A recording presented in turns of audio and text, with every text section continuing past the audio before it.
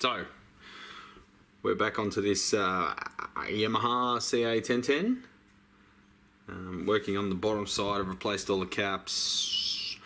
I have folded the leads over, I haven't soldered them yet. I've replaced the main filter caps, and I've replaced these four here on the power amp modules. So, just have a close up there. Now I've bent the leads over. Just got to go through and solder them now, so I'll turn on the trusty old boffer and get to it.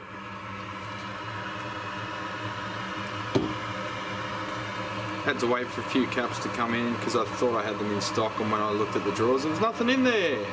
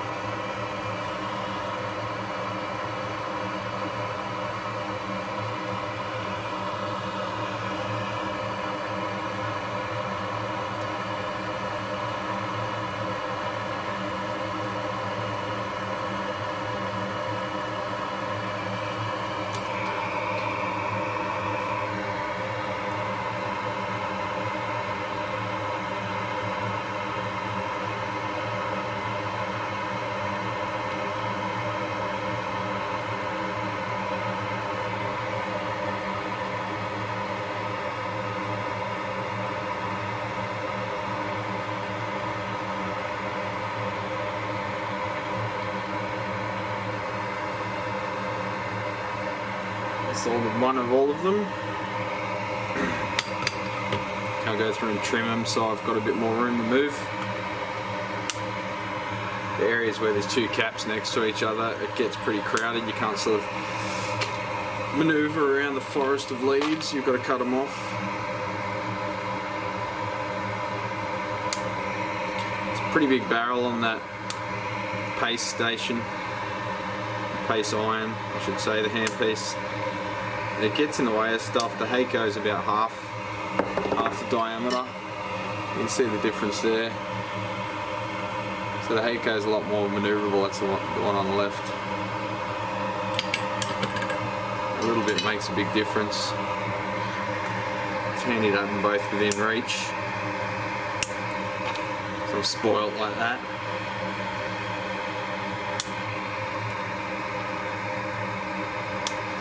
Look at me. 2 soldering stations. Ooh. La dee da.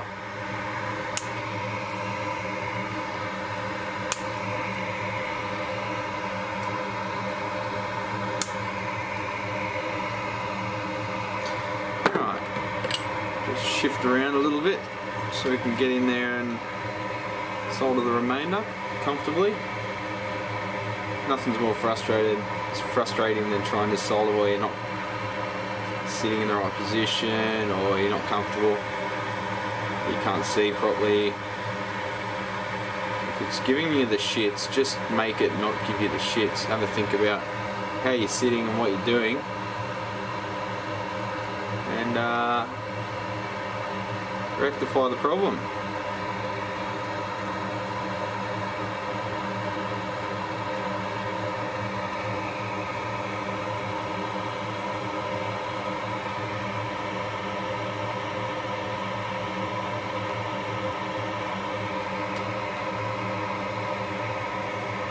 That's all of them? Nope. Always one.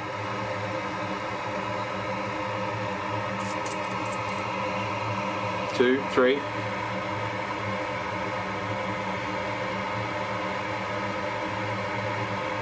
Try not to look too close so you don't have to look at my bald head and throw the camera out of focus.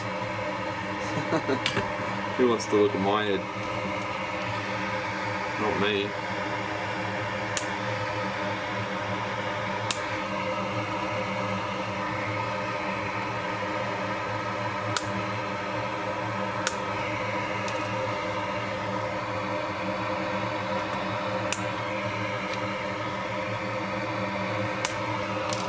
Shut up, Offer.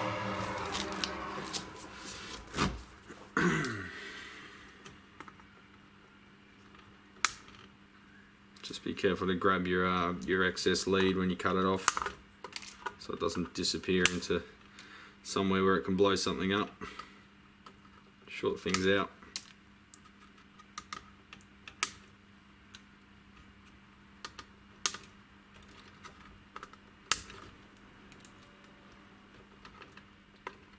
So it's a good idea to have a little takeaway food container off to the side, just so you can throw all this stuff in without having to, you know, pull your head away and find the bin and throw it in the bin. And don't just throw it on your bench, because you'll end up with a sea of shit.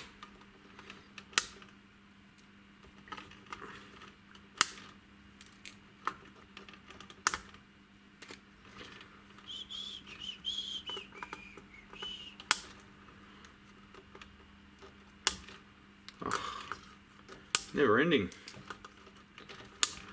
A lot of caps. Oh, missed one.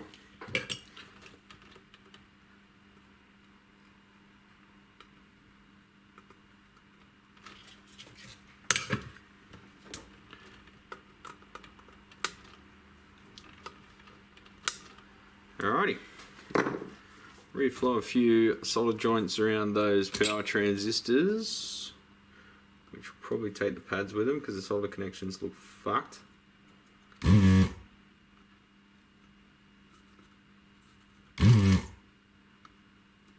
Just get in and out as quick as we can.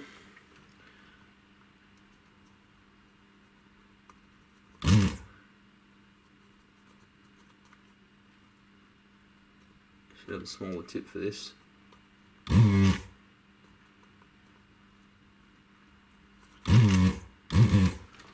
Just clean that up with a brush and see what it looks like underneath the flux. If I can find my brush. So I've got these little acid brushes. Just get from anywhere, everyone seems to have them. Just cheapo, disposable pieces of shit.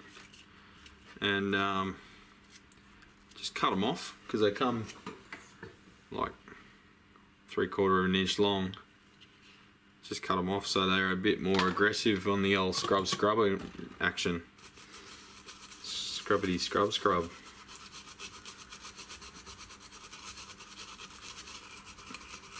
Don't want to go too hard, but this old flux is pretty crusty, so it needs a bit more than a feather touch.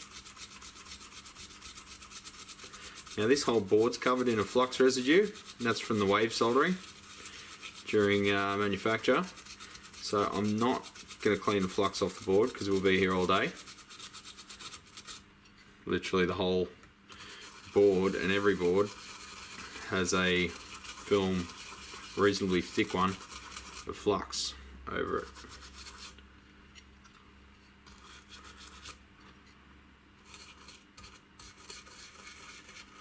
A little bit of break through the solder mask there. Little dark areas. Well, this is the dark area from the transistors heating the board, but see that trace? It's not bright green like the one next to it. So some moisture has made it under the solder mask and turned to black. So I've found that they often look like that, but the trace is still fine. So we'll just check continuity there.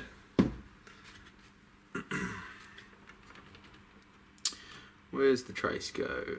Goes around here, snakes around there, goes around there, over there. And we've got continuity, less than 1 ohm.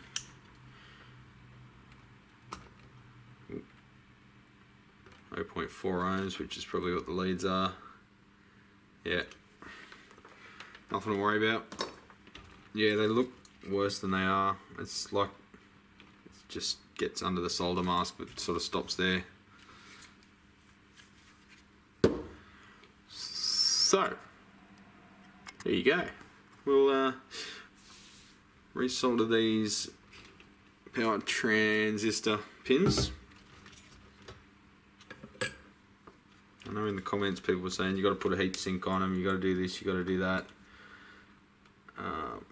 The ones that didn't have a heat sink aren't dissipating much power, and the board's not damaged or showing any evidence of heat damage in that area, so I'm not going to worry about it.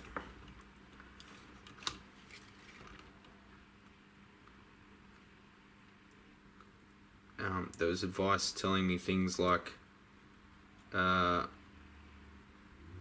make sure you use bipolar caps where there were bipolar caps. Really? Thanks.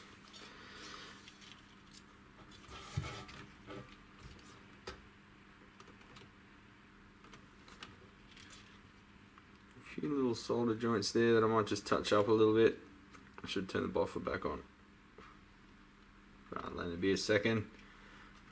Yeah, a little crack solder joint there. Yeah, seeing all the little bits and pieces looking up close. Wonder if the camera's going to make it out. Probably not. It's out of frame for starters. You can't see that there, but yeah, one of those solder joints, that one right there, has a little ring around it, which means it's cracked, and it is no more. There's quite a few actually. I'm going to work my way through. They're just on the low power transistors, little signal ones. So they've got long leads, but I don't really want to disturb them. So we'll just touch up the solder joints. Some of them have very little solder, so we'll just give it a little touch more with some fresh flux. Spruce them up a bit. I'll put the buffer back on. Fucking deafen yous. I know you love the sound of the buffer.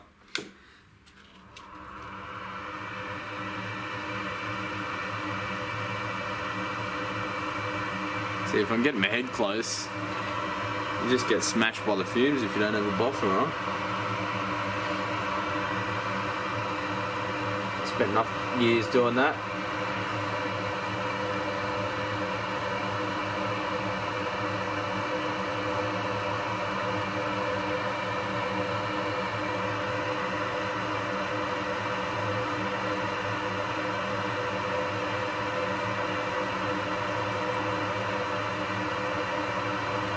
Dad was telling me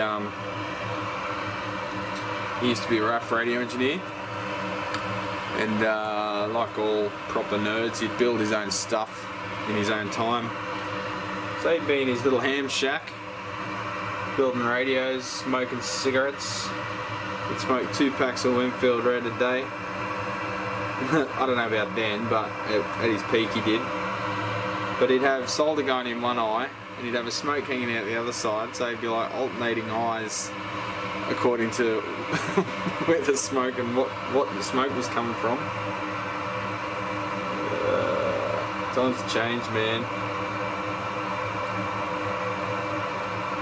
Now we just rely on fast food for all our cancer supply.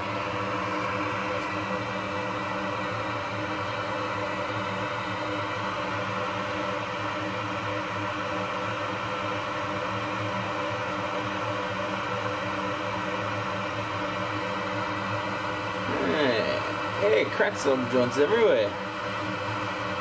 Or beginning to.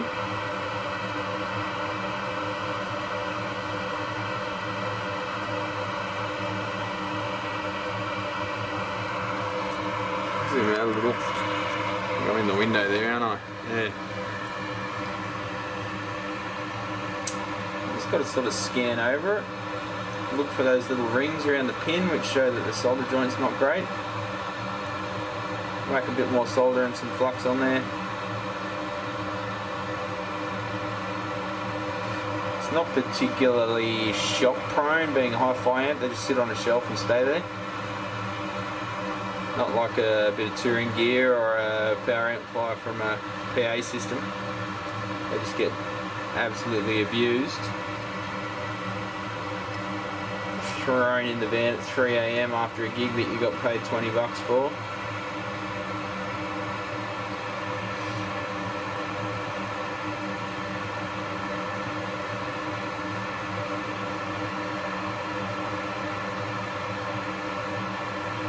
You've got to put your tongue out when you do this too, remember that?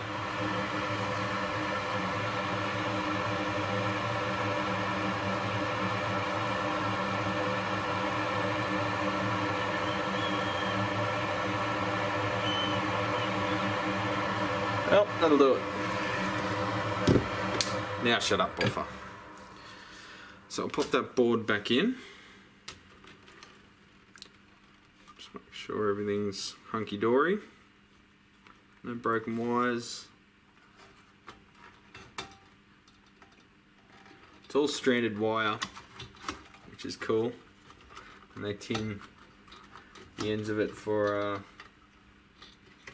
twisting around the wire wrap posts, which was the old school way of doing that. So there's 1, 2, 3, 4 electrodes on the front board. 1, 2, 3, 4, not many. We've got to flip it over to access the solder joints there. I might just flip it on its side for that, because we've got to pull them out from this side. The other side, there's a board that flips up like this one, so once we've flipped it over we can leave it there. I'll just put it up on its side. Oh, there goes my little container. It's gripping onto the side of the chassis, I think. So not going to be much to see here. Working on stuff like this, you've got to put your head that way, try and see the cap, and then try and figure out which pins are which, because there's nothing on the bottom of the board that tells you what pins are what components. You've got to create a mental map in your head by looking at one side and then look at the other side and figure out where they're coming from. 47 microfarad, 50 volters. 47 microfarad, 50 volts. There we go, there's one, there's another.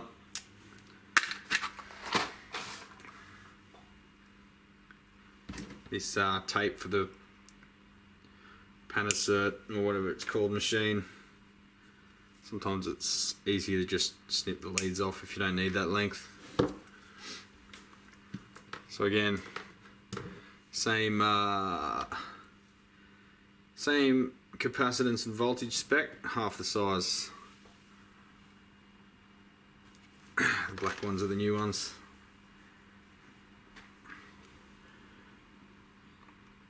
Just align them with the polarity.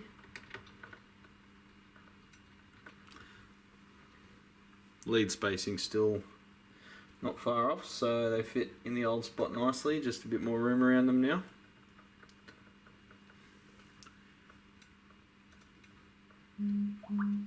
Shut up, phone. Had enough here.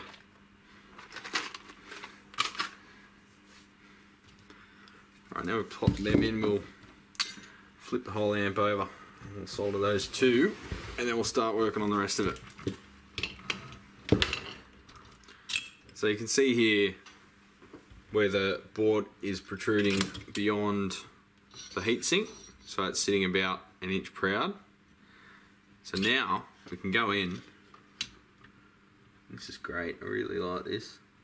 Put all the caps to the edge of the board where you can access them, and you can take the part out. How good is that? It's like manufacturers these days go out of their way to make this kind of stuff impossible. Look at that. They know the electrolytic caps will eventually have to be changed, so they put them where you can get to them.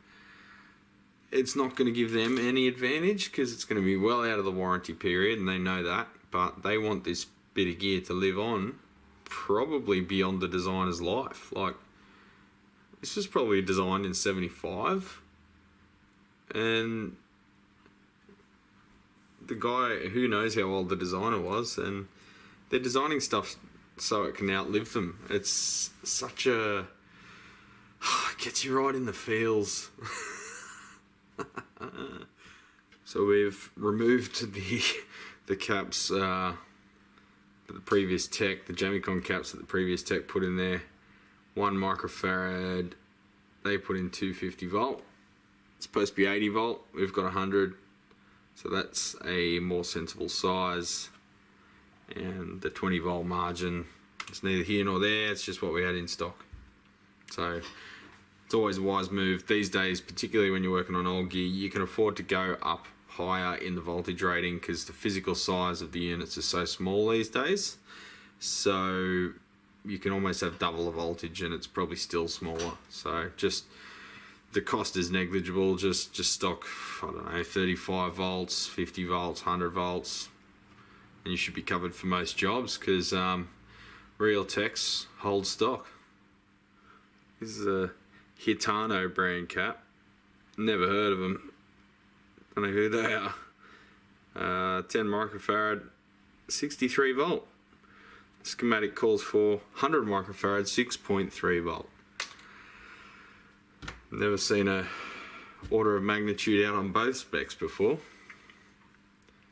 That's what the previous guy put in. Right, so I'm just about to put this board back in. I've got to put this crusty little steel shield back on. So it only goes one way. You could think it goes both ways, but when you look at it and its location, it would be shorting out leads if you don't have it oriented correctly. Just visually check that everything's okay and nothing's touching the metal because it is grounded. Flip her over. And here, just got to twist the little tabs over a little bit.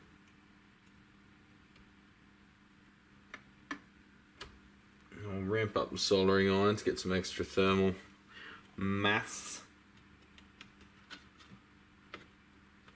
Or just hotter.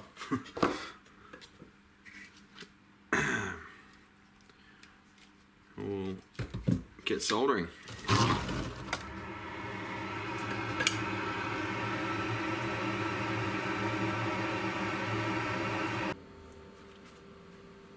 Alright champions, so we've come over to the other bench. This is where I normally do my videos over here. We've got the camera mount up the top, blah blah blah, computer, and a little mixer for the audio. And I've got the analog scope up there, but we've got the Digi one over here.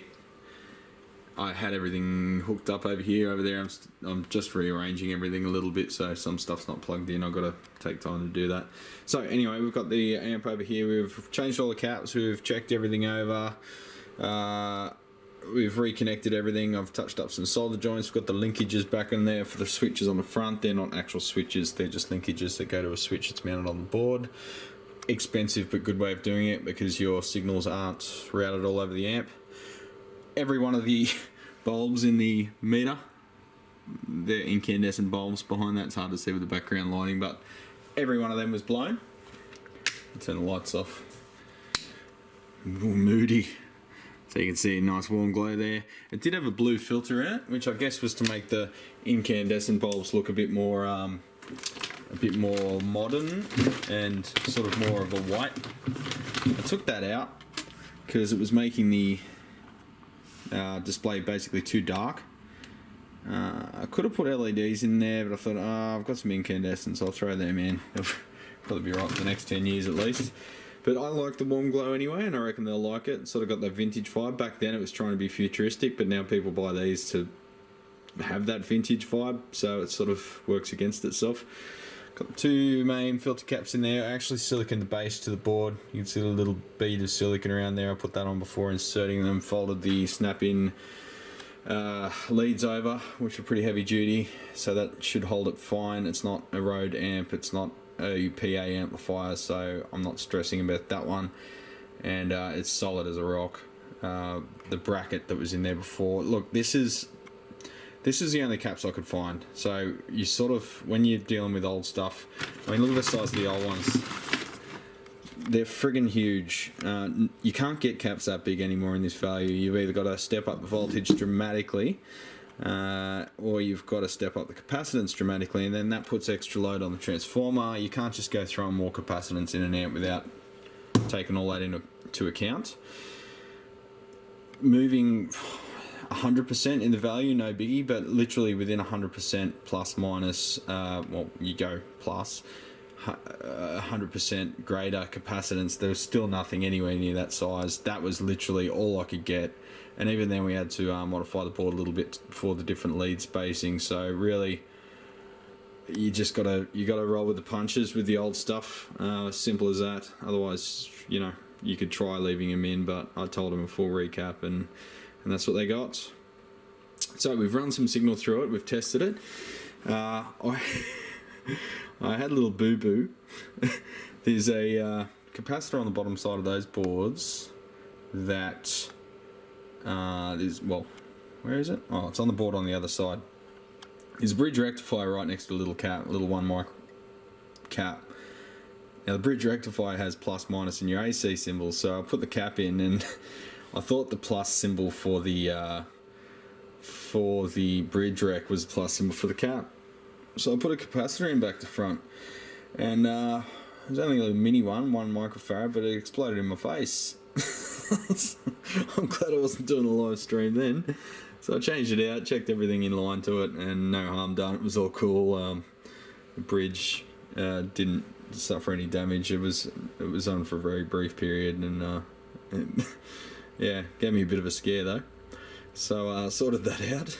She's been idling for, I don't know, half an hour, 45 minutes now, just bringing it up to temp before we attach to those test points there. TP1, TP2 on both the boards. There's one on that board too for the left and right channels, TP1, TP2. And we'll set the idle current, so the quiescent bias point, whatever you want to call it. And just when we flick over to, there's a Class A switch there. So just watch the mains draw. It's kind of funny, it's not instant. Shit LCD there, sorry about that. So 38 watts idle, click it over.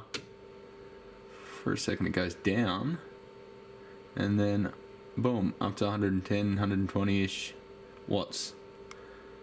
So not sure exactly why there's a delay there, but essentially that's switching the output stage to quasi Class A and drawing more current as a result. So that's working. You can hear a relay there clicking when I flick it. All the switches are beautiful. I checked for any intermittency. Everything's nice. The pots, no scratch at all to the pots. Speaker switch there is consistently working and no intermittency there. The phone's output works. Everything's working. Everything's cool. It's putting out a lot of power, a lot of juice. You can see the RMS output down the bottom there. Now it's triggered. So it's putting out almost 30 volts at the onset of clipping. So where's my calculator? Well, that's 8 ohm load. That's RMS. This is hard to do. I'm looking through a screen. So say we'll go 28 volts because it will knock a few volts off it because it was starting to clip there. 28 squared over 8 ohms, so it's putting out 98 watts per channel, both channels driven. So lots of juice. So it's putting this 100 watt channel amp. So it's putting out plenty. There's nothing overheating or anything. So what we'll do now that it's come up to temp is I'll stick this camera on a tripod and we'll measure the idle current and adjust as required. Oh, one other thing. We'll bring that level up. So at 100 watts,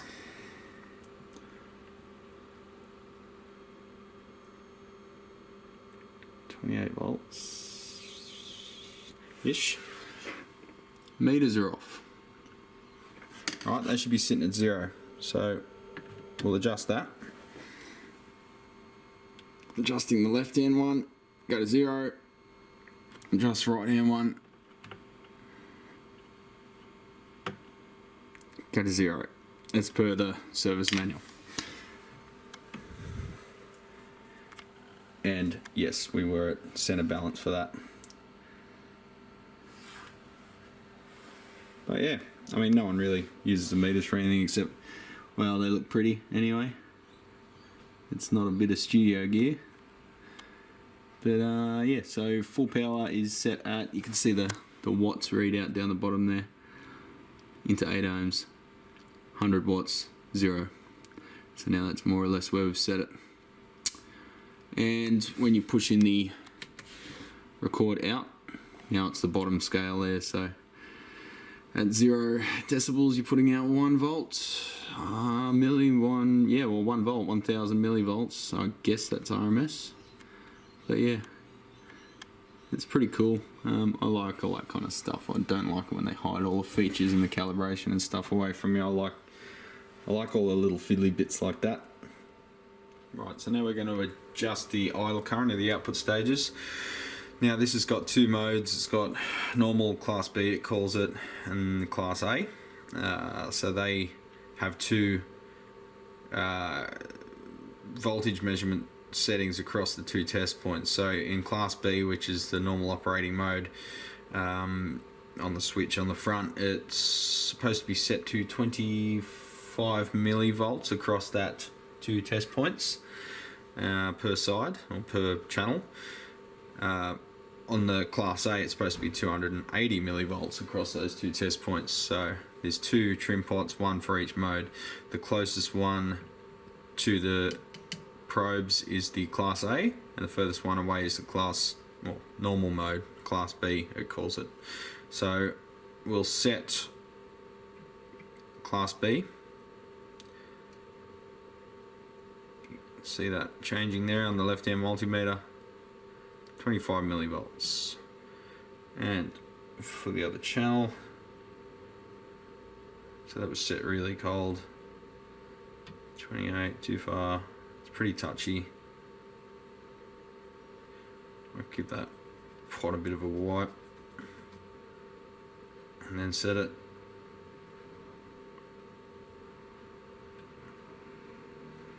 Go again over here.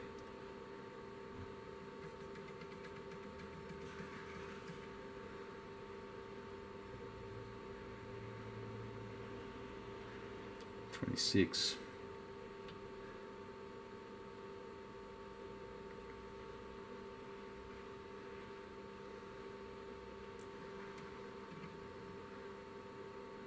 Might give those pots a bit of a clean maybe. And we'll flick it to the other mode. Takes a second, and then it shoots up. So this side's a little bit hot. Pull it back.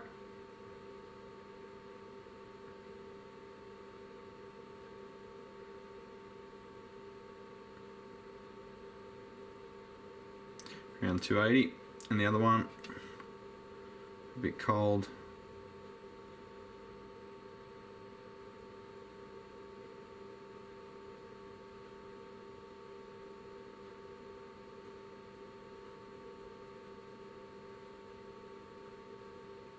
$280. Go back to the first mode. Give it a second to settle down. So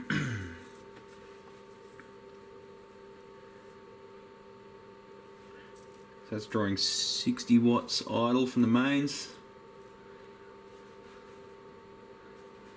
I'll pull them back a little bit.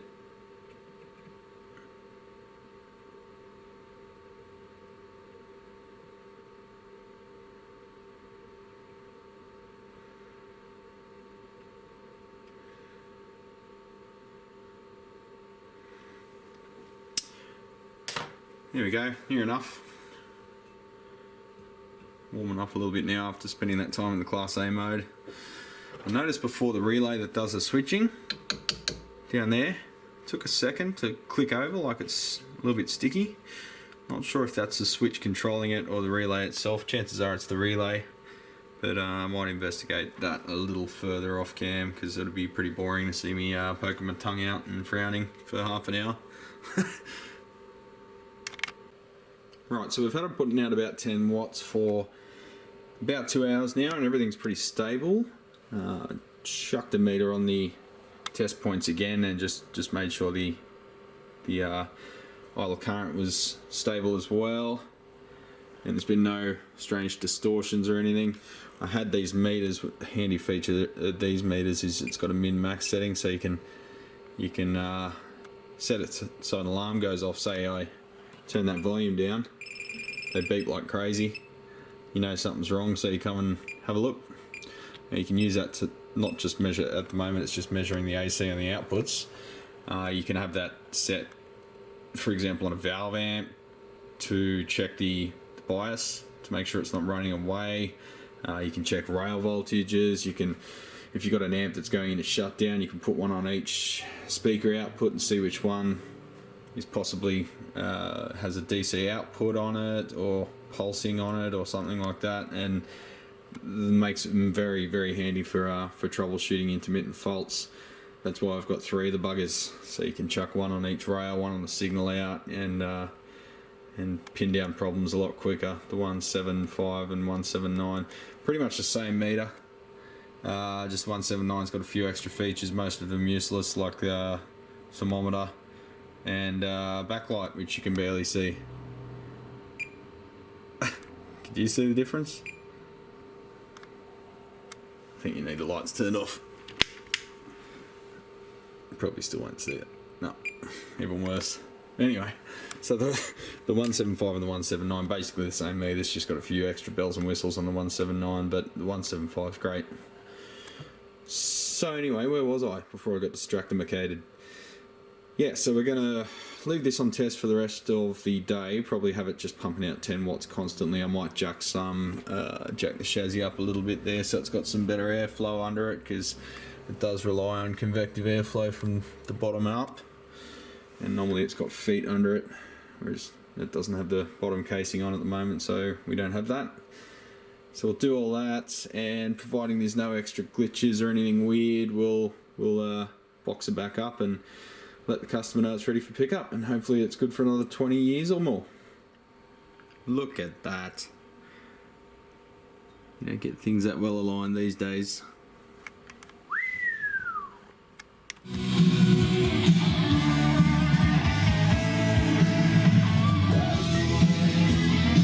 So thanks for watching, champions, and we'll see you on the next one.